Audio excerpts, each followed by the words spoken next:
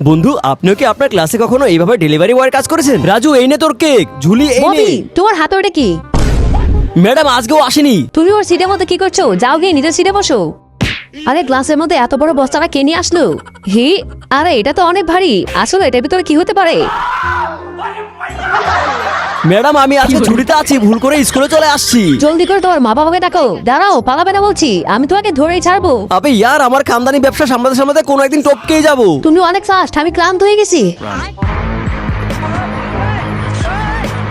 ও এইভাবে থামবে না, এক্ষুনি ওর বাবাকে কল দিচ্ছি। হ্যালো ববির বাবা, তোমার ছেলে ক্লাসের মধ্যে অনেক বদমাশি করছে। আমি ওকে স্কুল থেকে বের করে দেবো। জলদি করে এখানে আসো। এটা তো আমার ফোন বাবা। যে যা জিনিস নিয়েছিলে সব এটার মধ্যে ঢেলে দাও। আমি এগুলো তোমার বাবাকে দেখাবো। জলদি করে আমার অফিসে যাও। ও, এটা কি ববির ক্লাস নাকি? জি, ও ম্যাডামের অফিসে আছে। আমাদেরকে মাফ করবেন, আমাদের জন্য ধরা পড়ছে। আরে অসুবিধা নেই, এই নাও ঝুলি তোমার পাওয়ার ব্যাংক। লেট করে আসার জন্য মাফ করে দিও। রাজু, এটা তোমার কেক। আপনাকে ধন্যবাদ আঙ্কেল। আঙ্কেল, ববি ওইদিকে। ও মানে আমাদের খানদানি ব্যবসার মধ্যে এমনটা তো হতেই পারে।